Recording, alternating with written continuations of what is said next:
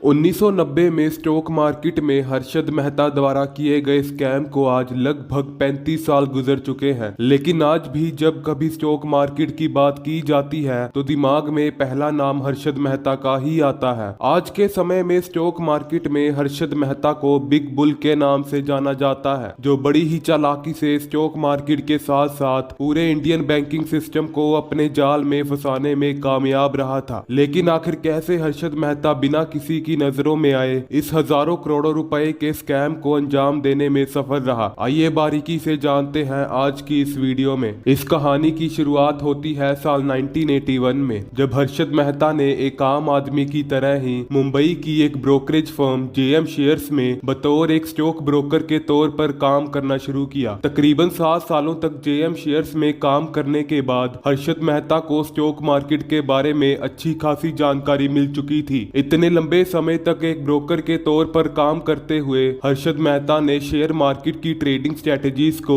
बेहद ही बारीकी से समझ लिया था और तकरीबन 7 सालों तक जेएम शेयर्स में काम करने के बाद साल 1987 में हर्षद मेहता ने मुंबई की एक दूसरी brokerage firm Jagdish Kapoor firm में काम करना शुरू कर दिया। लेकिन कुछ महीनों तक काम करने के बाद हर्षद मेहता ने अपनी इस नौकरी से भी रिजाइन कर दिया। लेकिन इसके साथ साथ हर्षद मेहता अलग अलग बैंक्स के बीच की सिक्योरिटी डीलिंग्स में एक ब्रोकर के तौर पर भी काम करता था। वैसे तो आरबीआई गाइडलाइंस के मुताबिक सभी बैंक्स को सिक्योरिटी डीलिंग्स बिना किसी ब्रोकर की इन्वॉल्वमेंट के खुद करनी चाहिए, लेकिन फिर भी कई बैंक्स अपना समय बचाने के लिए एक ब्रोकर को हायर कर ही लेते हैं। इस प्रोसेस को रेडी फॉरवर्ड डील्स बोला जाता है, जिसमें एक बैंक अपनी गवर्नमेंट सिक्योरिटीज को पैसों के बदले किसी दूसरे बैंक को कुछ समय के लिए बेच देता है। ज्यादातर मामलों में रेडी फॉरवर्ड डील्स 15 दिनों तक वैलिड मानी जाती है और समय पूरा होने के बाद एक बैंक को अपनी गवर्नमेंट सिक्योरिटीज लेंडर बैंक से वापस खरीदनी पड़ती है, लेकिन पहले से हायर रेट पर, जिसमें लेंडर बैंक द्वारा लोन अमाउंट पर इंटरेस्ट चार्ज किया जाता है। और हर्षद मेहता उन दो बैंक्स की सिक्योरिटी डीलिंग्स में एक मिडलमैन का काम करता था। हर्षद मेहता सभी बैंक्स में इंक्वायरी के लिए जाता था और जिस भी बैंक को पैसों की जरूरत होती थी, मेहता उनकी गवर्नमेंट सिक्योरिटीज उठाता था और दूसरे बैंक्स को शॉर्ट टर्म के लिए बेच देता था और बदले में दोनों बैंक से अपनी बनती कमीशन चार्ज करता था। हर्षद मेहता इस बात को अच्छे से समझ चुका था कि गवर्नमेंट सिक्योरिटीज के बदले बैंकों से अच्छी खासी रकम उठाई जा सकती है, लेकिन उसके लिए चाहिए थी बड़ी रकम की गवर्नमेंट सिक्योरिटीज। और कई सालों तक एक ब्रोकर के तौर पर काम करने से हर्षद मेहता के कई बैंकों के साथ अच्छे लिंक बन चुके थे और इन्हीं बैंक में शामिल थे बैंक ऑफ करड और metropolitan cooperative bank. Harshad Mehta ने किसी तरह पैसों का लालच देकर बैंक ऑफ करड और मेट्रोपॉलिटन कोऑपरेटिव बैंक को अपने स्कैम में शामिल कर लिया। इन दोनों ही बैंक्स ने हर्षद मेहता के नाम पर फर्जी बैंक रिसीट्स बनवाई, जिनमें साफ तौर पर दिखाया गया था कि हर्षद मेहता करोड़ों रुपए की गवर्नमेंट सिक्योरिटीज का मालिक है, लेकिन असलियत में ऐसा कुछ भी नहीं था। इन फर्जी बैंक रिसीट्स का इस्तेमाल कर हर्षद मेहता भारत के सबसे बड़े स्टॉक मार्केट स्कैम को अंजाम देने जा रहा था और कई सालों तक ब्रोकरेज फर्म में काम करने के बाद हर्षद मेहता को स्टॉक मार्केट की काफी गहरी जानकारी मिल चुकी थी और हर्षद मेहता को अपना खुद का एक ऐसा प्लेटफॉर्म चाहिए था जहां वो अपनी सीखी हुई ट्रेडिंग स्ट्रेटजी से ज्यादा प्रॉफिट हासिल कर सकता था, जिसके चलते हर्षद मेहता ने अपनी खुद की एक ब्रोकरेज फर्म को खोलने का निर्णय लिया और साल 1987 में हर्षद मेहता ने अपनी खुद की एक brokerage firm Gromo research and asset management का निर्माण किया। और अब बारी थी स्टॉक मार्केट में पैसा लगाने की, जिसके लिए हर्षद मेहता ने बड़ी ही चालाकी से इंडियन बैंकिंग सिस्टम को चकमा दिया और यही से शुरुआत होती है हर्षद मेहता स्कैम की। स्टॉक मार्केट में इन्वेस्ट करने के लिए हर्षद मेहता ने अलग अलग बैंकों से लोन लेना शुरू किया, लेकिन लोन लेने के लिए भी हर्षद मेहता ने हर एक बैंक को दो तरह से बेवकूफ बनाया था। पहला फर्जी बैंक रिसीट्स देकर और दूसरा लोन का फेक पर्पस दिखाकर। ये लोन स्टॉक मार्केट में इन्वेस्ट करने के लिए नहीं बल्कि गवर्नमेंट सिक्योरिटीज को खरीदने के लिए लिए गए थे। ऐसा लोन लेते समय हर्षद मेहता का बैंकों से कहना था। हर्षद मेहता को इस बात का अच्छे से पता था कि स्टॉक मार्केट में इन्वेस्टमेंट लोन लेने पर एक बैंक द्वारा लोन लेने वाले से कई तरह की जांच पड़ताल की जाती है और साथ ही लोन लेने वाले की फाइनेंशियल स्टेबिलिटी, क्रेडिट हिस्ट्री और क्रेडिट स्कोर की भी अच्छे से जांच की जाती है। और वहीं दूसरी तरफ गवर्नमेंट सिक्योरिटीज को एक सेफ इन्वेस्टमेंट माना जाता है, जिसके चलते बैंक्स द्वारा बिना ज्यादा कार्रवाई के कोलैटरल सिक्योरिटी को रखते हुए आसानी से लोन दे दे दिया जाता है। और इस तरह हर्षद मेहता ने बैंकों से लोन तो लिया था गवर्नमेंट सिक्योरिटीज को खरीदने के लिए, लेकिन असलियत में उन पैसों का इस्तेमाल स्टॉक मार्केट में इन्वेस्टमेंट पर्पस के लिए किया जाना था। लेकिन गड़बड़ सिर्फ यही नहीं बल्कि लोन लेते समय दी गई कोलेटरल सिक्योरिटी में भी थी। कोलेटरल सिक्योरिटी के नाम पर हर्षद मेहता ने फर्जी बैंक रिसीट्स का इस्तेमाल किया था, जिनमें गवर्नमेंट सिक्योरिटीज जैसे कि ट्रेजरी बिल्स और government of India relief bonds जैसी सिक्योरिटीज हर्षद मेहता ने अपने नाम कर दिखाई थी। हर्षद मेहता ने इन फर्जी बैंक रिसीट्स को खूबखू एक वैलिड बैंक रिसीट्स की तरह ही बनवाया था, जिनका डिजाइन, फॉर्मेट और डिटेल्स एक ओरिजिनल बैंक रिसीट्स की तरह ही था, जिसके कारण सभी बैंक्स उन फर्जी बैंक रिसीट्स को पहचान ही नहीं पाए। और दूसरी तरफ 1980s में बैंकिंग सिस्टम भी इतना एडवांस नहीं था, जिसके कारण बैंक्स को इस स्कैम का पता पहले नहीं लग पाया। हर्षद मेहता ने इन फर्जी बैंक रिसीट्स को अलग अलग बैंक्स में सिक्योरिटी के तौर पर जमा करवाया था और इन फर्जी बैंक रिसीट्स की बदौलत ही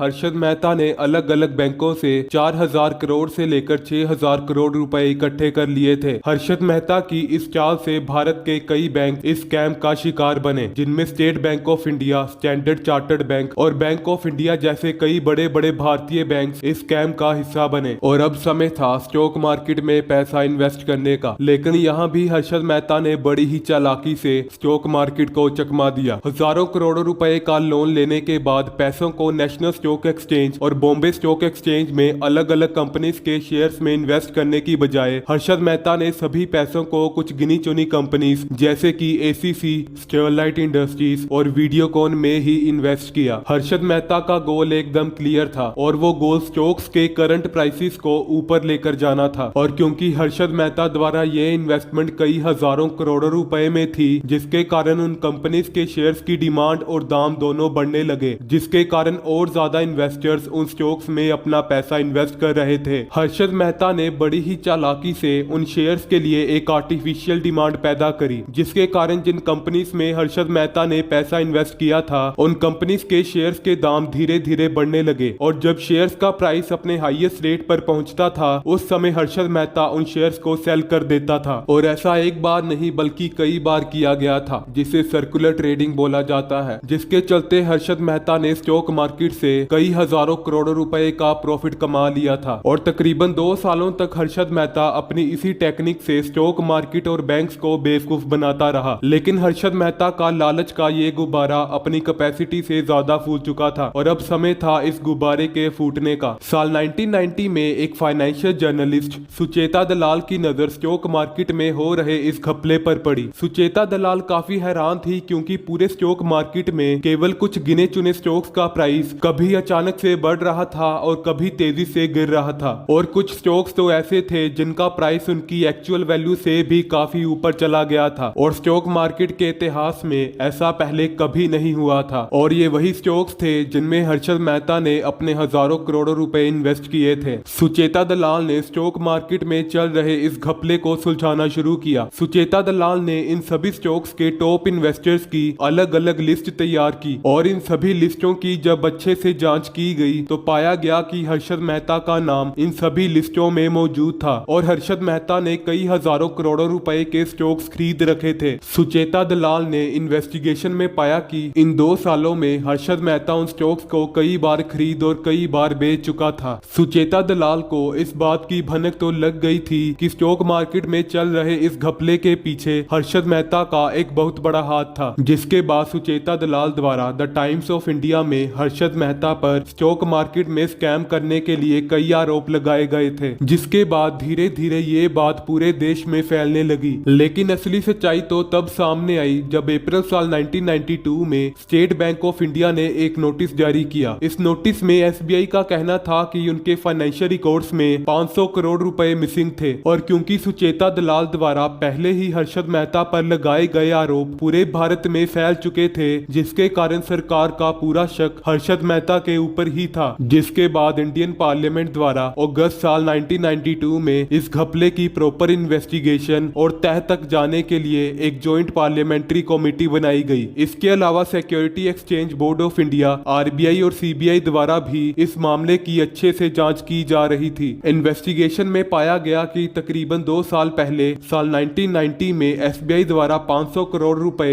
हर्षद मेहता के अकाउंट में में ट्रांसफर किए गए थे, जिसके लिए हर्षद मेहता ने फर्जी बैंक रिसीट्स को कोलैटरल सिक्योरिटी के तौर पर दिया था। जिसके बाद और कई बैंकों के फाइनेंशियल रिकॉर्ड्स चेक किए गए और इन्वेस्टिगेशन के दौरान पाया गया कि हर्षद मेहता ने केवल एसबीआई नहीं बल्कि कई बैंकों से इन्हीं फर्जी बैंक रिसीट्स का इस्तेमाल कर कुल 4000 करोड़ रुपए का लोन लिया था और इन सभी पैसों का इस्तेमाल हर्षद मेहता ने स्टॉक मार्केट में आर्टिफिशियल डिमांड क्रिएट करने के लिए किया था, जिसके कारण हर्षद मेहता ने स्टॉक मार्केट से कई हजारों करोड़ों रुपए का प्रॉफिट कमा लिया था। और इस पूरे स्कैम में हर्षद मेहता का छोटा भाई अश्विन मेहता भी साथ दे रहा था, जिसके बाद सीबीआई द्वारा 23 नवंबर साल 1992 में हर्षद मेहता और अश्विन मेहता को मुंबई से गिरफ्तार कर लिया जाता है। हर्षद मेहता के ऊपर 72 क्रिमिनल चार्जेस लगाए गए थे, जिनमें क्रिमिनल कॉन्स्पिरेसी के तहत सेक्शन 120B, चीटिंग के तहत section 420, forgery of valuable security के तहत सेक्शन 467 और लोन लेने के लिए फेक डॉक्यूमेंट्स का इस्तेमाल करने पर सेक्शन 471 और ऐसे ही कई सेक्शंस के आरोप में हर्षद मेहता को 5 सालों की सजा के लिए गिरफ्तार किया गया था। इस दौरान हर्षद मेहता ने उस समय के prime minister PV Narasimha Rao पर झूठे आरोप लगाते हुए उन्हें फंसाने की कोशिश की। हर्षद मेहता का कहना था कि पीवी नरसिम्हा राव ने इस पूरे स्कैम में हर्षद मेहता का साथ दिया था और सपोर्ट करने के लिए हर्षद मेहता ने उन्हें 1 करोड़ रुपए भी दिए थे, लेकिन इन्वेस्टिगेशन के दौरान ऐसा कुछ भी साबित नहीं हुआ था। हर्षद मेहता को जेल पहुंचे हुए अभी सिर्फ 3 महीने ही गुजरे थे कि अचानक हर्षद मेहता की कार्डियक अरेस्ट के कारण तबीयत बिगड़ने लगती है, जिसके बाद बॉम्बे हाई कोर्ट द्वारा हर्षद मेहता को ठीक होने तक बेल देने का डिसीजन लिया जाता है, जिसके चलते तकरीबन 7 सालों बाद साल 1999 में हर्षद मेहता को सजा के लिए महाराष्ट्र के सेंट्रल जेल में लाया जाता है। लेकिन 2 साल बाद 31 दिसंबर साल 2001 में हर्षद मेहता की हार्ट अटैक के कारण 47 साल की उम्र में मौत हो जाती है।